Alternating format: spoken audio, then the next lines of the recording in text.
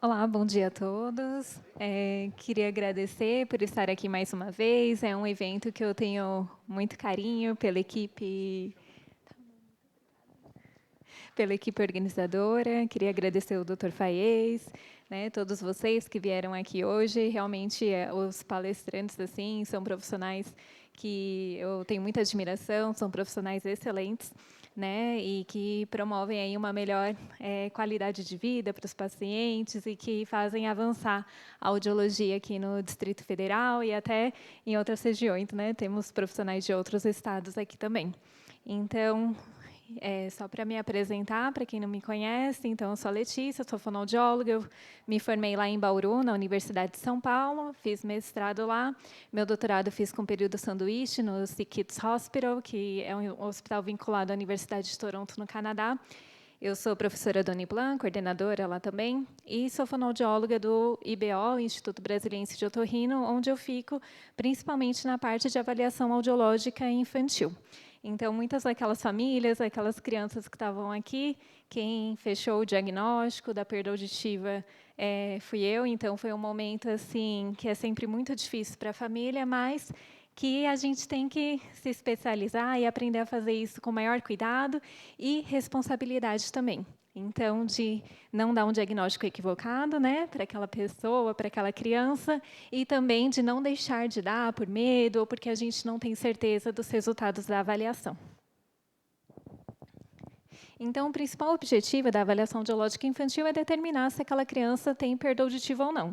Se a gente tiver, a gente precisa de mais informações. Então, como que é aquela perda auditiva? Qual é o tipo, o grau, a lateralidade e a configuração? Apenas com essas informações, aí sim a gente vai conseguir um diagnóstico efetivo para conseguir avançar.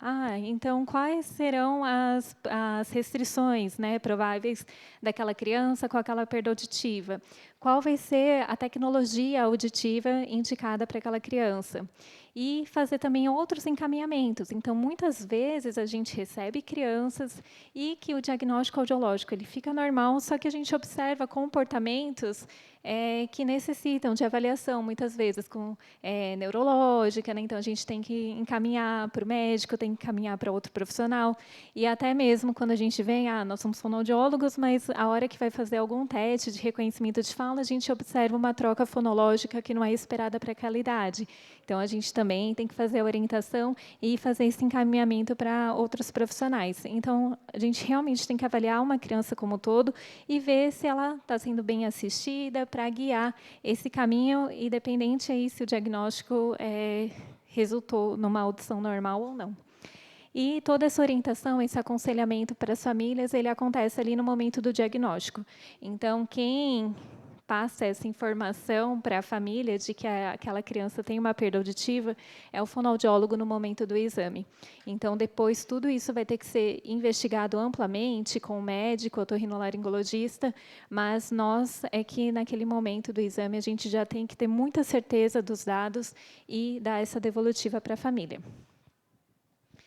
E aí, a avaliação audiológica infantil, ela precisa ser, antes de tudo, individualizada. Muitos testes que são utilizados, a gente tem como maior base a idade da criança. Então, muito a gente define qual protocolo vai utilizar, quais testes, de acordo com a idade daquela criança.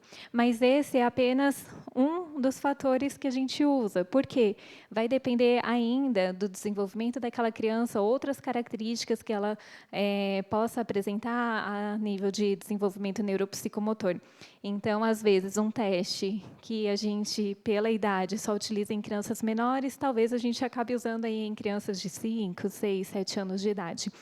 E a gente tem que ter um cuidado na avaliação do processo maturacional.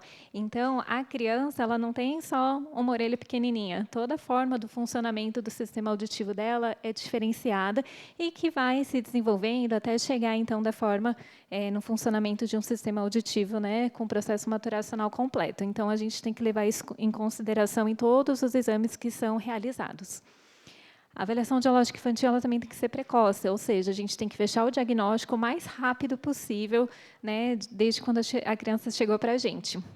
Isso é realmente um desafio muito grande, porque em muitos testes a criança precisa estar dormindo e dormindo em sono profundo. Então, fazer uma criança dormir fora de casa, limpar a pele dessa criança, colar eletrodos e com a criança dormindo, você colocar um fone dentro do ouvido da criança, jogar um som numa intensidade forte e ainda torcer para ela ficar dormindo ali, o que pode durar de 30 minutos até 2, 3 horas de exame. Então, é uma coisa que realmente a gente não consegue, muitas vezes, fazer numa única sessão. Vai ter que retornar, voltar mais vezes, mas nisso, a gente não pode ficar adiando.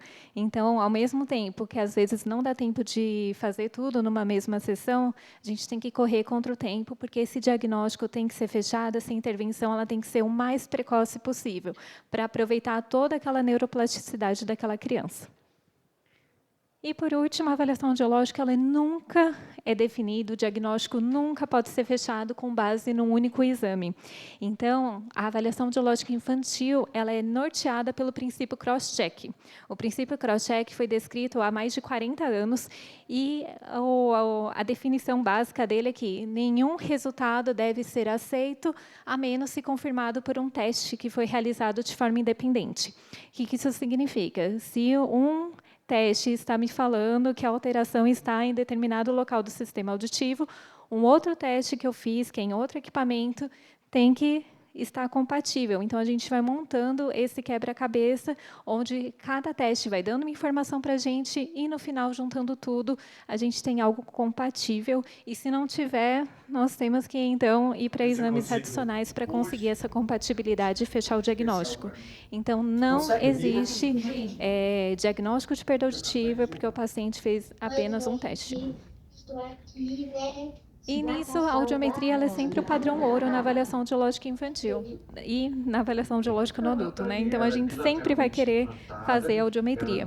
No entanto, isso pode ser muito desafiador dependendo de algumas situações, como bebês, né? Então, ali as crianças nos primeiros meses de vida e crianças que ainda que tenham 2, 4, 5 anos de idade, tenham outros aspectos do desenvolvimento neuropsicomotor que não possibilitem que elas não consigam entender o exame, que elas não consigam ficar sentadas tranquilamente. Então, nesses casos, enquanto a gente não consegue obter limiares auditivos de forma confiável, fidedigna, a gente vai precisar realmente utilizar testes eletrofisiológicos. Então, nos testes eletrofisiológicos, eletrodos são posicionados na região cefálica. Esse daqui é um de pesquisa, né, que a gente faz, que é o cortical, mas ainda bem que na prática clínica, normalmente, são só 4 eletrodos que a gente cola, né? Então, 2 na testa, 1 atrás de cada orelha. E aí, eles vão fornecer para a gente informações, né, confiáveis quanto à via auditiva dessa criança. Mas lembrando sempre que a audiometria é sempre o nosso objetivo. Então, se naquele momento a criança não conseguiu audiometria, a gente faz os testes eletrofisiológicos, num próximo retorno, a audiometria tem que ser tentada novamente. Tá? A audiometria a gente tenta a partir dos 6 meses de vida. E aí existem muitos testes eletrofisiológicos que podem ser realizados. O mais comum é o teste eletrofisiológico, que avalia o nervo auditivo e o tronco encefálico, que é o PEAT. Então, o PEAT é o potencial evocado auditivo de tronco encefálico. Ele, na prática clínica, né, quando a gente vê muitos médicos falando, os fonos entre si, a gente chama muito de BERA. Tá? O BERA não é o termo mais adequado para isso, né? Então, é uma sigla em inglês que nenhum americano usa, mas ele caiu mesmo nessa questão de fala, e a gente fala, o BERA, mas a gente sabe que a gente quer dizer PEAT. E em artigos científicos, a gente encontra com a sigla ABR. Então, essencialmente, são siglas diferentes para falar do mesmo teste. O que vai depender em questão do estímulo que a gente usa, das etapas que serão realizadas nesse teste, é o objetivo que a gente quer chegar. Então, o PEAT ele pode ser utilizado na avaliação audiológica infantil com o objetivo de neurodiagnóstico. No neurodiagnóstico, a gente quer saber como está a funcionalidade do nervo auditivo e do tronco encefálico. Então, para isso, com os eletrodos posicionados, apresentando um estímulo auditivo para o paciente, A gente vai analisar as latências, então tem esses picos que acontecem porque teve uma ativação neuronal, teve uma sinapse no sistema auditivo, então os eletrodos registraram essa atividade elétrica. Aí apareceu um pico ali que é a onda 1. Essa onda significa que porção distal do nervo auditivo despolarizou. E a gente vai, então, na reguinha ali ver, depois que o estímulo foi apresentado, quanto tempo essa onda 1 demorou para aparecer. Isso se chama latência. E a gente vai analisar a latência de todas as ondas. Aí depois a gente vai analisar o intervalo interpicos. Então, entre a onda 1 e a onda 3, quanto tempo demorou, né, para chegar? Depois que está ali na 3, quanto tempo levou para chegar na onda 5? E o interpico 5. Então, a gente analisa também esses interpicos, porque eles vão falar para a gente da funcionalidade também do nervo e tronco. A gente vai comparar as orelhas, né? Então, uma coisa está dentro do padrão de normalidade, ali, por uma publicação científica, outra coisa está simétrica em relação à outra orelha, né? Do próprio indivíduo, comparando ele com ele mesmo. Então, a gente precisa comparar as orelhas e as amplitudes também, principalmente da onda 1 em relação à onda 5. Depois que a gente tem tudo isso, que já dá, então, a criança já dormiu, você já colou os eletrodos, já demorou para fazer o teste muitas vezes. Ficou um exame bonito, está tudo normal nesse exame. Posso falar que esse paciente tem audição normal? Não posso, tá? O estímulo clique, que é o normalmente utilizado na prática clínica para ver esse nervo e tronco, ele é um estímulo intenso, ele não tem frequência específica, ele não tem especificidade de frequência. E o que acontece? Nesse mesmo paciente, essa é a audiometria dele. Então, ele tem uma perda neurosensorial moderada e com um pH normal. Por quê? Porque o pH, ele é feito, quando é feito com clique, ele é um estímulo intenso, então a gente pode deixar passar perdas auditivas importantes que podem estar trazendo um impacto no desenvolvimento de linguagem. Então, a Débora vai também falar, né, na palestra dela, que assim, a gente pega, então, é totalmente inviável pedir apenas o pH clique, mas ela vai mostrar que, apesar de ser inviável e não recomendado, é realizado frequentemente. Tá? Isso tem chegado muito na clínica, principalmente para investigar a audição de crianças com autismo. Tá? E aí a criança pode ter um pH normal, isso não significa que ela está ouvindo bem. Então, muitas questões de linguagem daquela criança talvez sejam em razão da função auditiva, mas que a gente não consegue ver nesse exame que, para essa criança, foi muito básico e simples. Uma outra questão é que a gente pode ver o processo maturacional. Então, a cóclea ela já está ali funcionando como de uma criança mais velha, né, no momento do nascimento. Então, a gente faz a triagem auditiva neonatal tranquilamente. Nenhum bebê deixa de ter emissões, deixa de ter resposta na triagem auditiva porque ele é muito pequenininho ou porque a cóclea ainda está se desenvolvendo. Mas isso já muda um pouquinho para o pH. Então, esse pH ele poderia estar muito alterado para um bebê de 18 meses. No entanto, ele foi laudado tranquilamente como um pH normal, porque é de um recém-nascido. Então, ainda tem isso, o padrão de normalidade muda a cada mês. Então, para analisar, a gente tem que ver o mês da criança, né, a idade, e ainda levar em consideração fatores como a prematuridade. A gente também pode pesquisar o limiar. E aí tem uma questão, uma polêmica muito grande, né, nos congressos, que é você pesquisar o limiar com clique. Porque o clique não é um estímulo que tem especificidade de frequência.